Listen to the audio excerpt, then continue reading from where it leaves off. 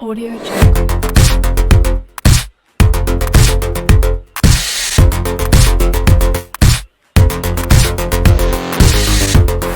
Audio Jungle.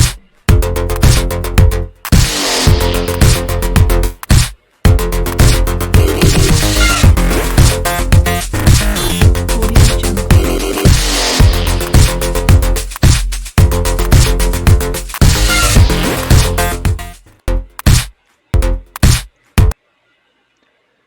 Hello everyone. Hopefully everything is going fine. This time, maybe it could be the first time that we have no technical troubles. uh, That's a first. it will be good. It will be good. Fingers crossed. Indeed. All right, well, everybody, welcome to another episode of NFT Talks. My name is Andy Roots. I'm a 3D artist and a 3D generalist, and I'm here with my partner, Artific. He is an awesome art collector and has a ton of galleries all around. And here we are today. We're going to be talking about gas fees and among other things in the topic. Yeah, I think it's really relevant lately, and well, many artists are just and collectors are struggling with super high gas fees. They want to mint something cool and even give it quite a low price point, but then on top of maybe $50 artwork, you have to pay $200 gas fees, which is well brutal to say. Oh, it is. I've seen gas fees go up high up to 300 or 400 bucks. That's just crazy.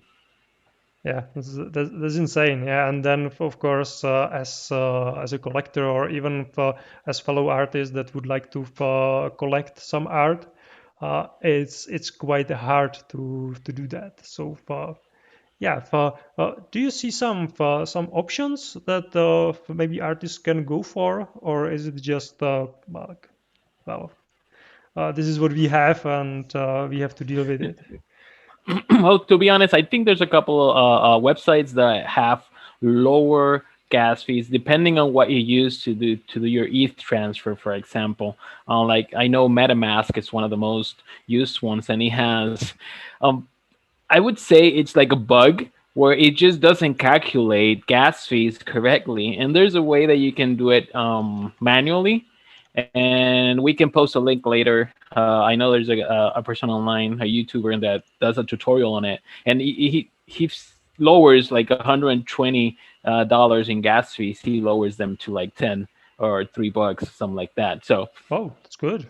yeah, so there's ways, but they're kind of scattered all over the place. And me being an artist, I've been looking for these ways. So we can post that link later so others can see it. Yeah, for sure. Yeah, I would myself like to see that. That sounds that sounds really cool. Oh yeah, I was impressed myself. I was like, okay, so now this is another guy trying to get some clicks, and then I see him going over the gas fees and the settings and all that, and then he clicks like apply, and boom, it's like 2 3 bucks from 100 and something. I'm like, oh my god, yeah, okay, yes, save this video. I'm gonna do this. Yeah, how does it do it? Is there some like trick to it, or it seems almost scammy? So I think it's more of a bug that has to do with the connection between the blockchain. So gas fees are calculated, and and they are in constant movement. It's like market prices. And the thing is that when you're calculating in MetaMask, it seems like MetaMask doesn't calculate accurately sometimes. And sometimes it's just ridiculous. I'm gonna change $10 of ETH, and I have to pay 100 gas fees, which makes no sense. So there's a way that you can tell MetaMask what is the exact cost of gas at the moment, and instead of letting MetaMask to calculate it on its own. So I don't think Right, I think it's more like a glitch type thing. right, right. Well, that's super interesting. Never thought about anything like this. So that's definitely something cool. I will be putting it into the link to that article or video to description of the video that will be posted then on YouTube, or both kept here on Twitch. So we would Mhm. be able to see it, and they will do the same thing on his stream. So that's really cool. And that there are actually like different marketplaces, right, as well. Yeah. Maybe not all of them are running on ETH, so Mhm. they are not so expensive. Yeah, there's different also coins that are that I heard. I haven't tried it or haven't checked it out, but I've heard they have actually no gas fees, and those I think are gonna be game changers. And other coins crazy like Doge, the Doge, right? The Doge coin that's everywhere now. So they're gonna start accepting that in certain galleries, and I think that's one of the coins that has a lot lower gas fee than the Ethereum has. Yeah, but how much is it? Is it already $1 or? No. I think last time I checked, it was almost 70 cents. Wow, it's insane. Yeah, I'm checking it now. So far, it's 40 cents, but yeah, it was Okay, went down. 71. Yeah, it was 71. A couple. Yeah, Um, yeah, yeah, it was a big chunk. it's insane. Yeah, well, I mean, the Ethereum is gonna go up, and most of these other coins are built on the Ethereum blockchain, so they're just taking the wave. Yeah, yeah. I actually putting here on the browser of Atomic Hub. Hmm. It's Wax blockchain or Wax marketplace. I think it's one of the biggest that are not ETH based. And yeah, this one I actually heard from a couple of people that were really looking to be selling maybe some like collectible cards or something like that, and they Hmm. wanted to do it like very cheap. And then it's like for me it's like very problematic if you have like artwork that costs like $50, and you have to pay $200 for gas fees, even if it's one to one. Then you are basically like then if you would like to sell it, then you would already had to pay like so insane amount of money, and just selling it for the same price that you bought it, you are minus so much. Hmm. That's just you don't you just think hard about if you are going to buy it or not. But you can see here like new listings, and they are for like even $1 or 9 cents. And yeah, because the fees are so low. I don't know Hmm. exactly how much. I think it's actually not even a price per of one minted for NFT. You actually are paying for some batches or something like that.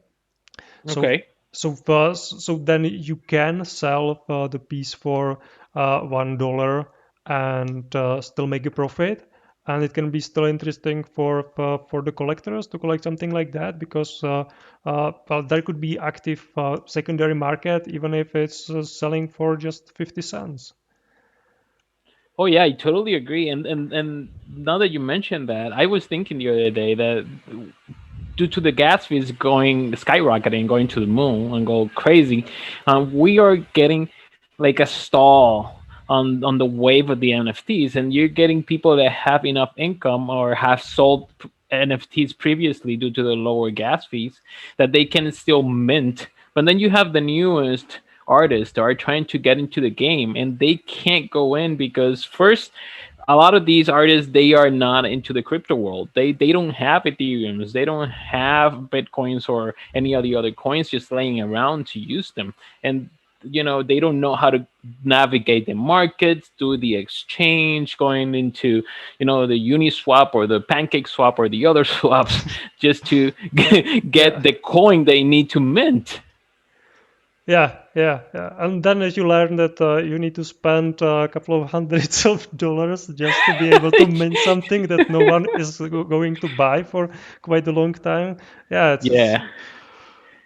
Well, I mean, the first time I meant it, I was like, okay, so I told my wife, so there's this NFT thing, and she's like, what is that? And I'm like, well, I mean, they're selling art online, and I'm putting in a gallery, and people might buy, and she's like, okay, so that's cool, and you just put it there. So, well, I mean, it costs like 150 bucks. It's like, what? Why?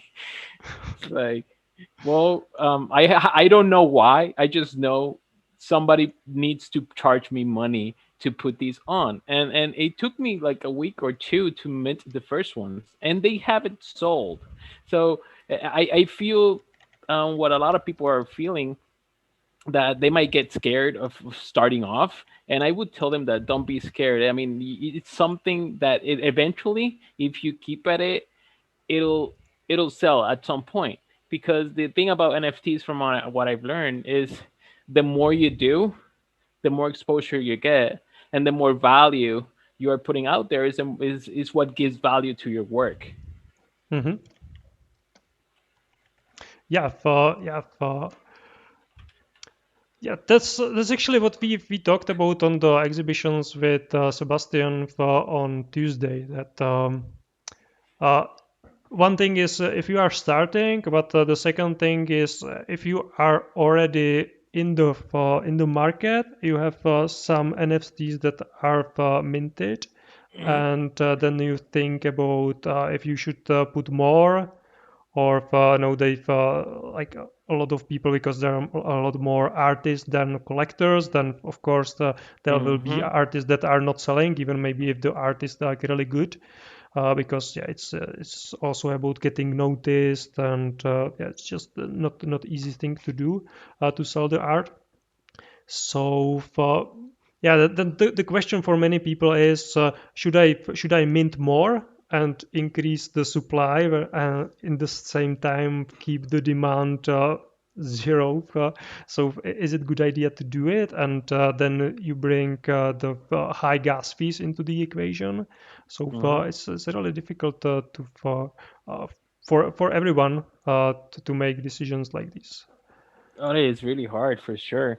um I would say that you know, you have you have social media, this decade, past decade, has been driven through social media, and how we as a society react to each other and to each other's thoughts and creations over social media. And I think NFT is not separate from the behavior of social media.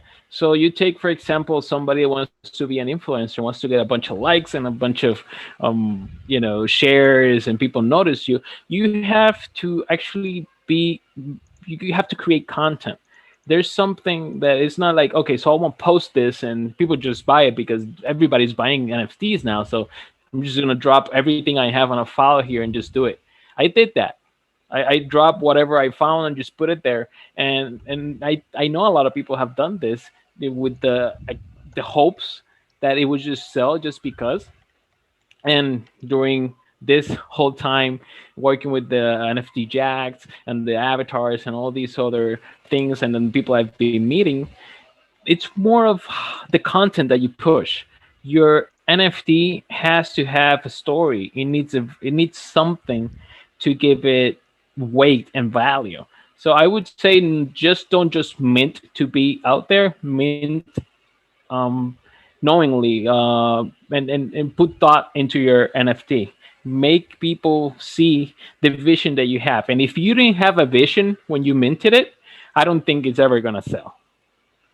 Yeah, because like if you can't answer the question why you would buy it, then you can't expect someone else to buy it, right? Totally, literally. No, I mean, the avatar I'm wearing right now at this point right now is I'm gonna be minting it soon, and this avatar is the first avatar I'm gonna put in the market. It's from a series, and it's gonna cost me money to put it there, but I'm gonna put it there for the first time, even though I've made the hundreds of avatars before.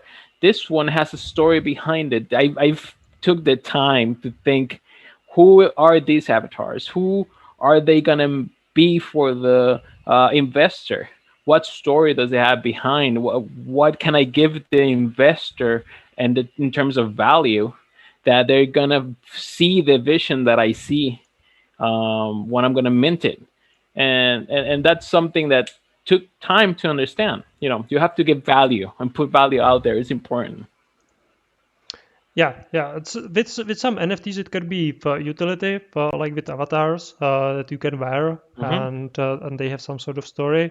And some NFTs it like maybe this one that's featured here in OpenSea. This is just like a super cute monster with one eye, and I don't and, know. and an 8-bit monster, a very ugly 8-bit monster that just happens to be cute. Yeah. Well, but this one is actually like pretty nicely animated with very long hair, like a really cute one. Yeah, I guess yeah, and OpenSea like it as well because they put it on the main page. So yeah, but yeah, but the story and some like reason or some idea behind it is for sure important in NFTs, and it, like you need to answer the question why should anyone buy this piece. And there's usually what I'm trying to do for a lot of artists is to give them space to tell their story, Yep. because usually it's important for collectors or Hmm. anyone to understand where the artist is coming from, to understand the art that they are producing, because without it it's just maybe a monster, but maybe if the artist was actually working on some movie that was animating or creating monsters like this, then well, it could be a completely different thing, right? It's just not a Hmm. monster. It's continuation of something that they did as part of some big production, but they couldn't go in certain directions, and now they have the place to actually fully go in and create something that they wanted to do originally. Yeah, I mean, in answering that question, then it'll give you the why, or if it's the right NFT to mint. Like if you're asking, okay, so if can I mint this NFT? I'm gonna get my return of investment at some point. I think when you answer the question, does it have value? What is the value that you're giving it? What is the background? What is the story?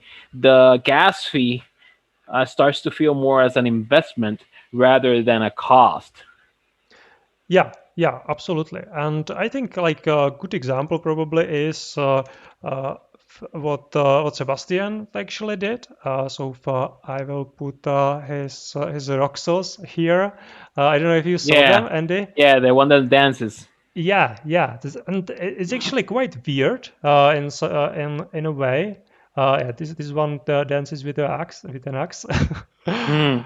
So it's warrior. And like originally, I would probably like would say that the pricing is almost like prohibitive from buying, because they cost 0.01 ETH, so it's like $40 or something like that, depending on like mood of Elon Musk, I would say. Yes. So currently it's a little bit less, but you get like these super cool robots that are just like voxel graphic, Hmm. but and like there's actually not a story behind them particularly, but you would be able to use them as avatars in different metaverses. Yep. You can actually modify them, put Hmm. different parts there. Everyone is Yep. quite unique. These animations are super funny. Yeah, this guy with the magnet actually sold from the new collection. Yeah, I don't know what this guy is doing, but yeah, someone likes it. But yeah, like you buy it and you pay for like $40 for the actual NFT plus 150 or $200 for gas. So if you are like in infinite minus on your investment, but you have something that is Hmm. like really cool, and like first drop of five was sold like almost immediately. then another Hmm. was again sold. There was just one missing, and then there's this new drop of files. I think today was dropped, and another guy for another Roxel was sold. So for yeah, there's just different mechanics that drive this. So it's maybe not just the demand and supply. Let's ask the question. For example, did the Roxel creator had any following on social media before he posted? Did he have any sort of social traction? Yeah, he for sure had. And it's actually not his first collection. He created more collections. One is the NF tag that has actually, I think, like 160 pieces right now. Hmm. I think like a couple dozens are sold, but still a lot of like unsold pieces there. And then he created this one. So it for me it was quite interesting because a lot of people would say, okay, like I created maybe like 50 pieces, I sold 20, fine, so I will wait for another 10 to be sold, and then I will maybe add another. But no, he loves what he's doing, Right. and he creates, and then what he creates he mints. And then we actually had discussions about the sandbox and voxel graphic and so on. So he Hmm. dived a little bit deeper, and he tried some cool stuff, and then minted it, and then minted these roxels, and it was total hit. So yeah, Yeah, I'm super happy for him. I think it's something that most artists they have to understand. It you need to put in the work. You can't just expect to just drop something in there and because you think and your friends think it's awesome, it's gonna sell out there. People are not just buying the NFT; they are buying the creator. They are buying what is the creator representing. What is this gonna signify 10, 20 years from now? We are this is we're transitioning into a new era, the era of total digitalization of our reality, and people are trying to save up as much from the current reality, and so when we end up in the inevitable reality, we're gonna have things that have value because this was from the old world before we were all connected into a VR headset. yeah, yeah.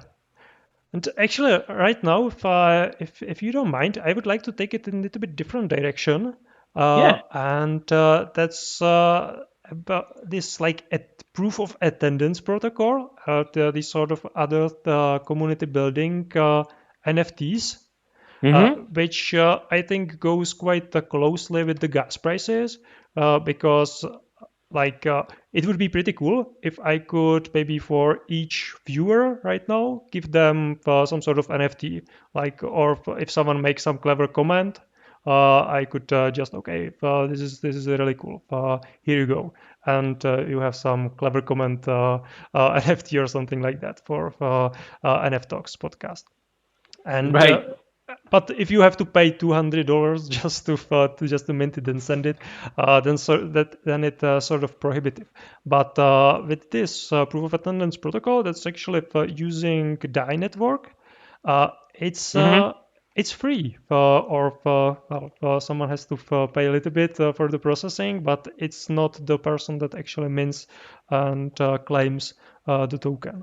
So that's pretty cool, and I know that you actually minted some of these tokens before me. So far, Oh, technically not yet. So maybe after the event, we'll see what happens. Because this wasn't as planned as your event.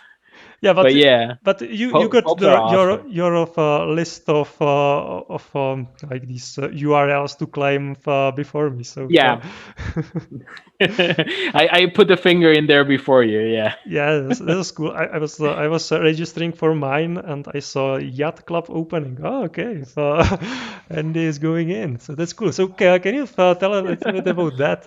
Why you liked it? I was kind of in the wrong place, and I mean the right place in the right time, I guess. I posted something, and one of the Pope guys was right there, so he mentioned it to me. But anyways, yeah, I mean, popes are, I think they're like super revolutionary, to be honest. Yeah, yeah. Yeah, well, actually, like even for like now, what I'm doing for the Crypto Zoo exhibition that's tomorrow, Hmm. I've basically asking people to retweet the tweet with the conditions how to get the this Pope as badge of attendance. If you come to the event, you get the NFT. So there are a couple of conditions. You need to retweet it. You need to come to the event, take a picture with your favorite NFT, which is quite nice because then even the artists get to see maybe which one is most popular. Uh, Hmm. Hmm. Yes. and it's a little bit more interactive, so it's not just like mm, robotic, do this, do that, and so Hmm. on. Just a little bit more interactions, and then we can talk about it why you like it. And at the end, I will, or at the event, I will tell a password that you can send me. And if you do that, all these steps, then you get your badge. We did first one yesterday. I awarded four. Yeah, people were super happy, are sharing them on social networks. I got this one. So you get like for free the NFT, or you have to earn it. Hmm. We will be doing once on the Yacht Club opening, and we will be doing another for in for tomorrow. And actually, like what I like about it is not just this Pope, just a small badge. But what I would like to do with it is when I build a community, I would like people that are active and helping other people to give them some sort of like social credit, or even more for, oh, we lost Andy somewhere. He's still I'm here. I'm he's here. still on Zoom, but your avatar disappeared. But that's fine. Yeah, my Zomnian had a hiccup. Yeah, yes, we have backups, so that's good. Yeah, so Yeah. I would actually be able to for people that are active, helping other people, give them some sort of community reward, and then when I would need, they would be actually able to maybe vote on some community decisions. And based on this Hmm. credit, they would have different power of the vote. So the people that would be most active, most helping other people, they would have most say into where are we going as a community. So this I see as like a really nice thing. I mean, I see so much things that could go along with this. For example, in the Jack Club, something that I was talking with one of the Pope guys was that when we have JAD club members and each event or NFT or anything that has to do with a JAD club, they'll get these tokens, and at some point they'll be able to. Hello, I'm back. Hello. Yeah, I will mute the this so I don't get double audio. Yeah. So at some point they'll be able to exchange these tokens for other things that will be offered in the Jack Club, even newer Jack models and all those certain things. They'll get some discounts because of the value of these tokens for them participating and helping others participate. Yeah, that's as the opportunities are really huge. Yeah, you can Yeah. give access to people, so you can have some private events for just people that are in some sort of like group or something like that. And yeah, and then you would be able to even sell the membership if it would be sort of allowed, because there could be other conditions as well. But yeah, the opportunities are just endless, and I think it's when these like layer two solutions, where we wasn't talking much about them, but Hmm. it doesn't have to be on DAI network. It can be on ETH network, but on this layer Yeah. two. So that's Yeah, it's very versatile. yeah, yeah. And when this breaks up, and we will be able to also do transactions in the metaverse directly, so we will not Yeah. have to go out. Yeah, hopefully there will be um, doing some partnership with Somnium at some point soon. I know they are in another metaverse. They are set up already inside of it. I'm not sure if it's Decentraland or Crypto Voxels, but just having it within the system is just going to be a game changer in a lot of ways. Yeah, I think in Decentraland they have popes natively integrated. So you Mhm. some parcels or some buildings have a pope there. You can just go there, click on it, and it can be sort of scavenger hunt where you can collect Right. all the popes that are here. So that's pretty cool for alone, and you can do it in the event where for the event you can place the pope there, so it's very user friendly. Everyone can simply claim it. It's not so difficult now, but still it's a little bit hassle there. You have to register it. Yeah, people have to claim it, it. it's starting out. I think it's something with a lot of potential, and then I think everybody kind of starting out in this NFT thing, and only a few were back in 2017 when it kind of boomed out. Just but now Yeah, everybody's trying to navigate this whole universe of value over the network. yeah. And actually, what I started to see is that there are projects that allow you to give NFT rewards to your fans, but they don't need to have the wallet or actually don't Really, even understand the crypto. really, that's Yeah, interesting. because they create the wallet for you, and Mm, it's sort of this additional layer on top of that. So when you don't understand what's going on, and you are using like, centralized service, and right. you still have everything, you can transfer the stuff, and when you get the idea about the crypto, get your own wallet, say, okay, I would like to actually own these things directly, and you just transfer it and go to like this better solution. But Yeah, it's amazing. yeah, but you don't need just another guy that never heard about it and just is interested about the event to figure out, okay, I need to install MetaMask, I need to do this and that. No, you just they just click on something in the metaverse. It doesn't work like that yet, but at the end, I think it will be. Just click on it. They get the NFT and they have it. And then for sometimes when they want to for just like for have it in the wallet and have 100% control over it, just create the wallet and do those other things on top of that. Yeah. I always get excited with all the things that are going on. To be honest, it's just I think a lot of people are getting headaches constantly thinking of new things. That what can I do? Oh, look at this thing that came out. Oh, look at this other thing. Oh, I want to do this. I want to do the other thing. It's like we're exploring a whole new planet now. Yeah. I was actually on one podcast yesterday, and how I like to look at it, especially in the metaverses, is that we like discovered a new dimension, and we get to explore it, Yeah. build there. You can invite other people to interact with Hmm. us with the stuff that we created. Just amazing. Oh, and as the technology grows, I see us in 10 years literally being in some kind of Star Trek hollow suite type place, or we just go into this room and it just transports you into Somnian or transports you into crypto voxels or whatever, and you're somewhere else. And technology is going super fast at this point. Yeah, it's almost scary when you think about these sort of things. Well, I think for me it's not scary at all. It's just super exciting. But maybe because I'm actually a digital nomad in real life, so I travel for a living, kind of. Yeah. So for me, watching new places is super common. But it's something that actually excites me to the point that we can do. Man, we have cars in something right now.